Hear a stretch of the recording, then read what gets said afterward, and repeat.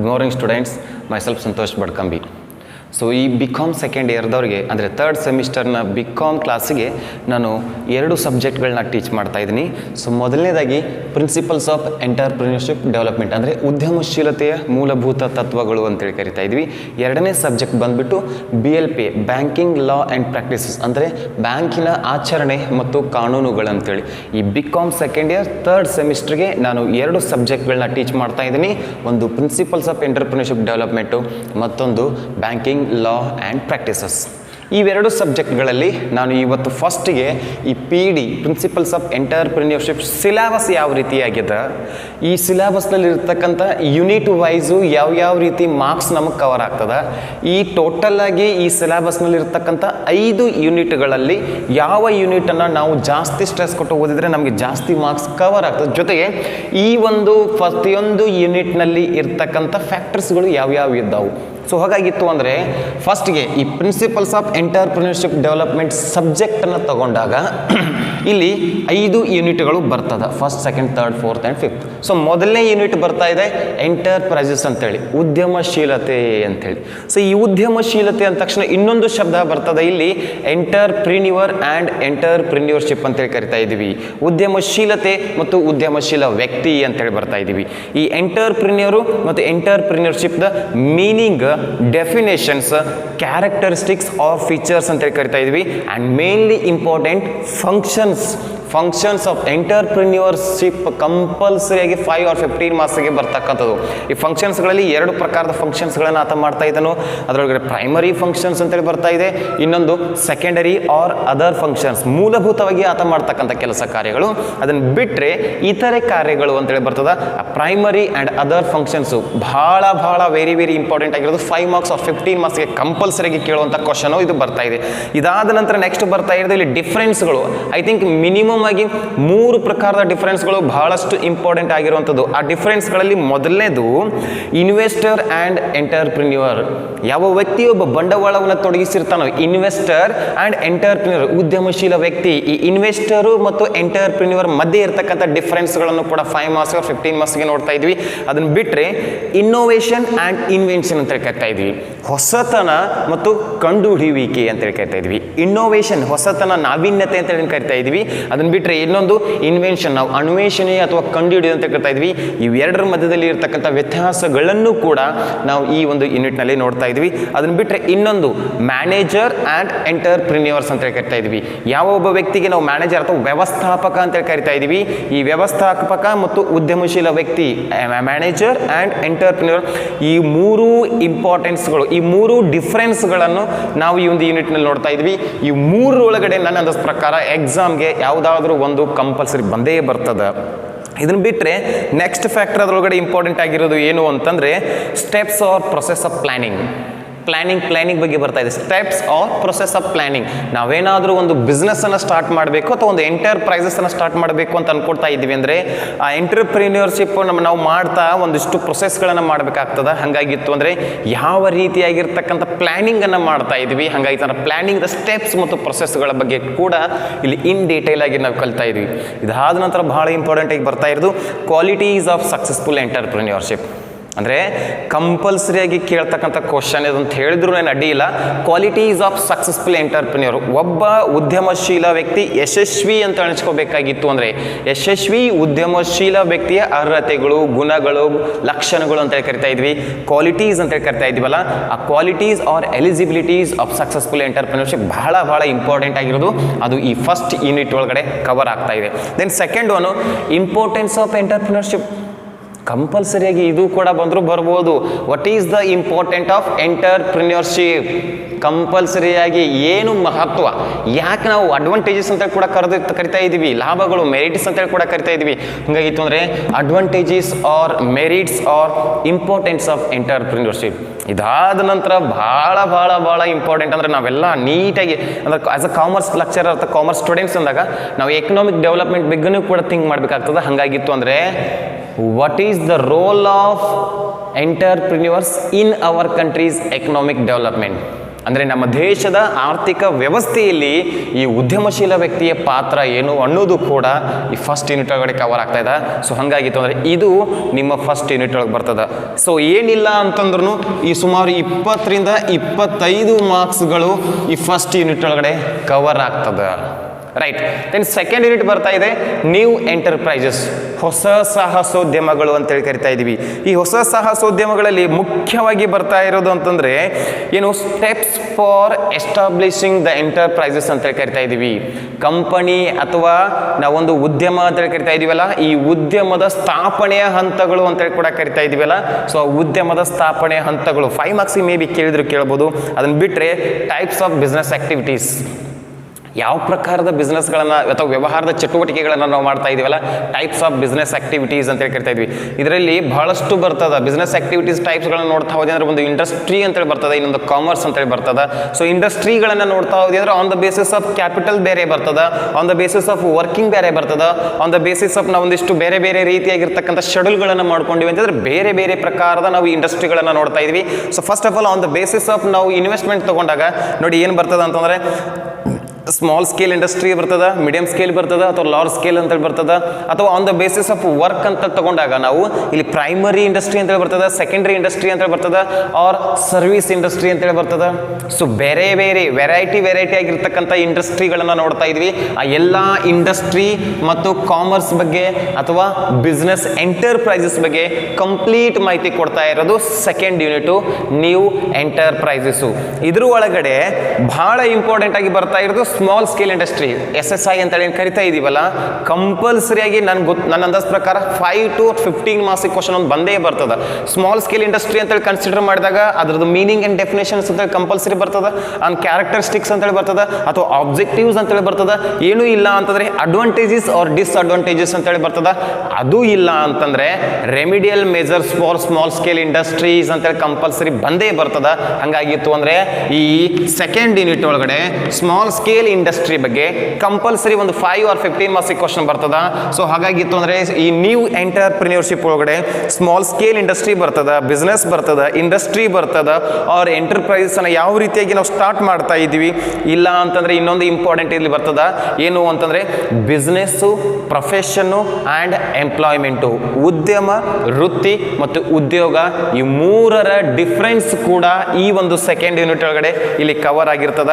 ಅದ್ರ ಜೊತೆಗೆ khadi and cottage village industry ಅಂತ ಕರಿತಾ ಇದ್ದೀವಿ. ಖಾದಿ ಮತ್ತು ಗ್ರಾಮೀಣ ಅಭಿವೃದ್ಧಿ ಉದ್ಯೋಗಗಳು ಅಂತೇಳಿ ಕರಿತಾ ಇದ್ದೀವಿ.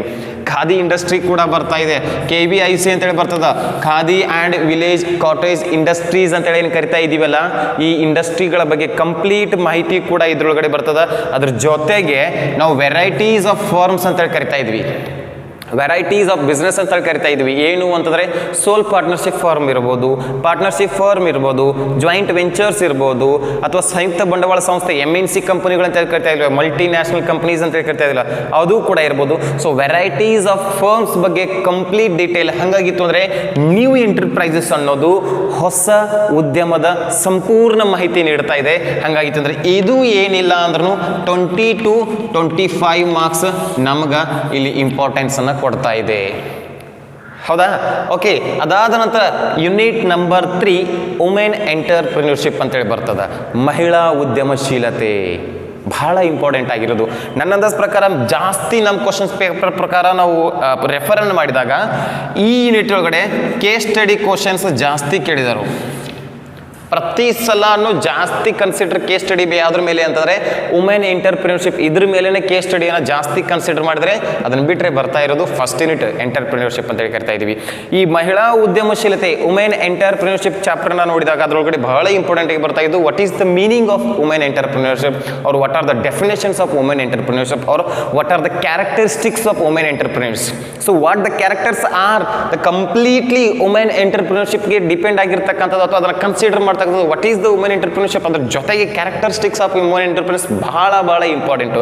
ಅದ್ರ ಜೊತೆಗೆ then what is the role of women entrepreneurs, what is the role of women entrepreneurs in our society, ಅದ್ರ ಜೊತೆಗೆ what is the role of women entrepreneurs in our economic development, ನಮ್ಮ ದೇಶದ ಆರ್ಥಿಕ ಅಭಿವೃದ್ಧಿಯಲ್ಲಿ ವುಮೆನ್ ಎಂಟರ್ಪ್ರಿನ್ಯೂರ್ಶಿಪ್ನ ಮಹತ್ವ ಏನು ಅಥವಾ ಅದರ ಪಾತ್ರ ಏನು ಅದು ಕೂಡ ಬರ್ತದೆ. ಅದ್ರ ಜೊತೆಗೆ what are the opportunities of women entrepreneurs, ಮಹಿಳಾ ಉದ್ಯಮಶೀಲತೆಗೆ ಇರ್ತಕ್ಕಂಥ ಅವಕಾಶಗಳು ಅಂತ ಕರಿತಾ ಇದ್ವಿ. What are the opportunities of women entrepreneurship, ಗ್ರಾಮೀಣ ಏರಿಯಾದಲ್ಲಿ ಯಾವ ಪ್ರಕಾರದ ಮಹಿಳಾ ಉದ್ಯಮಶೀಲತೆಗೆ ಅವಕಾಶಗಳಿವೆ, ಅಥವಾ ನಾವು ಗ್ರಾಮೀಣ ಬಿಟ್ಟಿವೆ ಅಂತಂದ್ರೆ ನಗರ ಪ್ರದೇಶಗಳಲ್ಲಿ ಯಾವ ರೀತಿಯಾಗಿರ್ತಕ್ಕಂಥ ಅವಕಾಶಗಳು ಮಹಿಳಾ ಉದ್ಯಮಶೀಲತೆಗೆ ಬರ್ತಾ ಇದ್ವಿ. ಹಾಗಾಗಿ ಅಂತಂದ್ರೆ ವುಮೆನ್ ಎಂಟರ್ಪ್ರಿನ್ಯೂರ್ಶಿಪ್ ನಲ್ಲಿ ಇಂಪಾರ್ಟೆಂಟ್ ಆಗಿರೋದು ಅಪಾರ್ಚುನಿಟೀಸ್ ಫಾರ್ ವುಮೆನ್ ಎಂಟರ್ಪ್ರಿನ್ಯೂರ್ಸ್.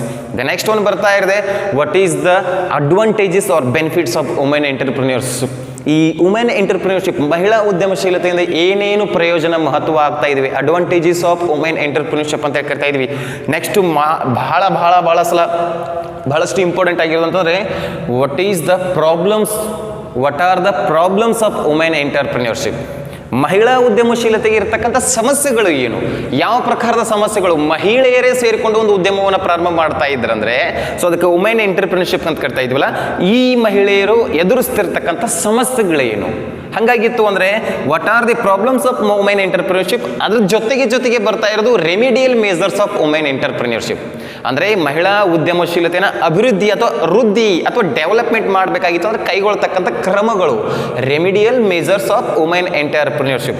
ಭಾಳ ನನ್ನ ಅಂದಾಜು ಪ್ರಕಾರ ಕೇಸ್ ಸ್ಟಡಿ ಕ್ವಶನ್ ಬಂದರೂ ಬರ್ಬೋದು. ಏನು ಅಂದರೆ what are the opportunities of women entrepreneurship, what is the advantages of women entrepreneurs, what is the problems of women entrepreneurs, or what are the remedial measures of women entrepreneurship. ಕಂಪಲ್ಸರಿಯಾಗಿ ಈ 4 ಕಡೆ ಒಂದು study question ಬಂದರೂ ಬರ್ಬೋದು. ಹಾಗಾಗಿತ್ತು ಅಂದರೆ ಏನೂ ಇಲ್ಲ ಅಂತಂದರೆ ಮಿನಿಮಮ್ 20 to 25 ಮಾರ್ಕ್ಸ್ಗಳನ್ನು ಈ ವುಮೆನ್ ಎಂಟರ್ಪ್ರಿನ್ಯೂರ್ಶಿಪ್ ಕನ್ಸಿಡರ್ ಮಾಡ್ತಾ ಇದೆ. ಹಾಗಾಗಿತ್ತು ಅಂದರೆ ಈ ಯಾವುದು 3rd ಸೆಮಿಸ್ಟರ್ಗೆ ನಾವು ಓದ್ತಕ್ಕಂಥ PD ಸಬ್ಜೆಕ್ಟ್ ಒಳಗಡೆ 1, 2, 3 ಕಂಪಲ್ಸರಿಯಾಗಿ ಬಹಳ ಇಂಪಾರ್ಟೆಂಟ್ ಆಗಿರೋದು. ಹಾಗಾಗಿತ್ತು ನೋಡಿ 20 I think 60 marks out of 80 ಒಳಗಡೆ 60 ಮಾರ್ಕ್ಸ್ 3 ಯೂನಿಟ್. ಏನಿಲ್ಲ ಅಂದರೆ ಇದರೊಳಗಡೆ ಯಾವುದಾದ್ರೂ 5 ಮಾರ್ಕ್ಸ್ ಎಕ್ಸ್ಟ್ರಾ ಬಂದ್ರೂ ಕೂಡ ಮಿನಿಮಮ್ 60 to 65 ಮಾರ್ಕ್ಸ್ ನಾವು 3 ಯೂನಿಟ್ಗಳಲ್ಲೇ ನೋಡ್ತಾ ಇದ್ವಿ. ನೆಕ್ಸ್ಟ್ ಇವು 2 ಯೂನಿಟ್ಸ್ಗಳು ಬರ್ತದೆ, ಬಹಳ ಚಿಕ್ಕದಾದ ಯೂನಿಟ್ ಆದರೂ ಕೂಡ ಬಹಳ ಇಂಪಾರ್ಟೆಂಟ್. ನೋಡಿ ನಂಬರ್ 4th ಬರ್ತಾ ಇದೆ ಕ್ರಿಯೇಟಿವಿಟಿ ಆ್ಯಂಡ್ ಇನ್ನೋವೇಷನ್. ಕ್ರಿಯೇಟಿವಿಟಿ ಸೃಜನಶೀಲತೆ ಅಥವಾ ನಾವೀನ್ಯತೆ ಅಂತ ಕರಿತಾ ಇದ್ವಿ, ಸೃಜನಶೀಲತೆ ಅಂತ ಕರಿತಾ ಇದ್ವಿ. ಕ್ರಿಯೇಟಿವಿಟಿಯಿಂದ ಇದ್ದಾನೆ ಅಂತ ಹೇಳ್ತಾ ಇದೀವಲ್ಲ, ಅಂದರೆ ಅವನಲ್ಲಿ ಏನೋ ಒಂದಿಷ್ಟು ಹೊಸತನವನ್ನು ಮಾಡಬೇಕು, ವೆರೈಟಿ ಮಾಡಬೇಕು, ಒಂಥರ ಡಿಫ್ರೆಂಟ್ ಆಗಿ ಮಾಡಬೇಕು. ಹಾಗಾಗಿ ಅಂದರೆ ಕ್ರಿಯೇಟಿವಿಟಿ ಸೃಜನಶೀಲತೆ ಅಂತ ಕರಿತಾ ಇದ್ವಿ. ದೆನ್ ಇನ್ನೋವೇಷನ್ ಹೊಸತನ, ಹೊಸದೇ ಮಾಡಬೇಕು, ಹೊಸದು ವೆರೈಟಿ ಮಾಡ್ಬೇಕಂತ ಇರ್ತಾರಲ್ಲ. ಹಾಗಾಗಿತ್ತು ಅಂದರೆ ಕ್ರಿಯೇಟಿವಿಟಿ ಆ್ಯಂಡ್ ಇನ್ನೋವೇಷನ್ ಎಲ್ಲಿ ಏನು ಹೊಸದು, ಅದೇ ನಾವು ಎಂಟರ್ಪ್ರಿನ್ಯೂರ್ಶಿಪ್ನಲ್ಲಿ ಉದ್ಯಮಶೀಲತೆಯಲ್ಲಿ ಅಥವಾ ಉದ್ಯಮಶೀಲ ವ್ಯಕ್ತಿಯಲ್ಲಿ ಇರತಕ್ಕಂಥ ಕ್ರಿಯೇಟಿವಿಟಿ ಏನು, ಆ ಉದ್ಯಮಶೀಲ ವ್ಯಕ್ತಿ ಮಾಡ್ತಕ್ಕಂಥ ಹೊಸತನ ಏನು. ಹಾಗಾಗಿ ಅಂದರೆ creativity and innovation belongs to entrepreneurship. ಉದ್ಯಮಶೀಲತೆಯಲ್ಲಿ ನಾವೇನು ಸೃಜನಶೀಲತೆ ಮತ್ತು ಹೊಸತನ ಮಾಡ್ತಾ ಇದ್ವಿ. ಹಾಗಾಗಿತ್ತು ಅಂದರೆ ಇಲ್ಲಿ ಬಹಳಷ್ಟು ಇಂಪಾರ್ಟೆಂಟ್ ಆಗಿ ಬರ್ತಾ ಇರೋದು meaning and definition of creativity and innovations. And ಕಂಪಲ್ಸರಿಯಾಗಿ ಇಲ್ಲಿ ಕೂಡ characteristics of creativity and innovations ಅಂತೇಳಿ ಕೂಡ ಇಲ್ಲಿ ಬರ್ತಾ ಇದೆ. ಅದ್ರ ಜೊತೆಗೆ difference between the creativity and innovation, ಸೃಜನಶೀಲತೆ ಮತ್ತು ನಾವೀನ್ಯತೆಗೆ ನಡುವೆ ಇರತಕ್ಕಂಥ ವ್ಯತ್ಯಾಸಗಳು ಕೂಡ ಬರ್ತದೆ. ಅದ್ರ ಜೊತೆಗೆ what is the barriers of creativity and innovations, ಏನು ಅಡಚಣೆಗಳು ಬರ್ತಾ ಇದ್ದಾವು, ಏನೇನು ಸಮಸ್ಯೆಗಳು ಉಂಟಾಗ್ತಾ ಇದ್ದಾವು, ಬ್ಯಾರಿಯರ್ಸ್ ಅಂತ ಕರಿತಾ ಇದೀವಲ್ಲ. ಈ ಕ್ರಿಯೇಟಿವಿಟಿಯನ್ನು ನಾವು ಮಾಡ್ತಾ ಇದೀವಿ ಅಂದರೆ, ಸೃಜನಶೀಲತೆಯನ್ನು ಮಾಡ್ತಾ ಇದೀವಿ ಅಂದರೆ ಬರ್ತಕ್ಕಂಥ ಅಡಚಣೆಗಳು ಯಾವುವು, ಆ ಒಂದು ಕ್ರಿಯೇಟಿವಿಟಿಗೆ ಇರ್ತಕ್ಕಂಥ ಬ್ಯಾರಿಯರ್ಸ್ಗಳನ್ನು ಕೂಡ ನಾವು ಈ ಒಂದು ನಿಟ್ಟಿನಲ್ಲಿ ನೋಡ್ತಾ ಇದ್ವಿ. ಅದ್ರ ಜೊತೆಗೆ ರೆಮಿಡಿಯಲ್ ಮೇಜರ್ಸ್ಗಳು, ನಮಗೇನಾದರೂ ಅಡಚಣೆಗಳು ಆಗ್ತಾ ಇತ್ತು ಅಂದರೆ ಅವುಗಳ ರೆಮಿಡಿಯಲ್ ಮೇಜರ್ಸು ಕೂಡ ನಾವಿಲ್ಲಿ ಬಹಳ ಇಂಪಾರ್ಟೆಂಟ್ ಆಗಿ ಕರಿತಾ ಇದ್ವಿ. ಅದ್ರ ಜೊತೆಗೆ importance of creativity and innovation ಅಂತ ಕರಿತಾ ಇದ್ವಿ.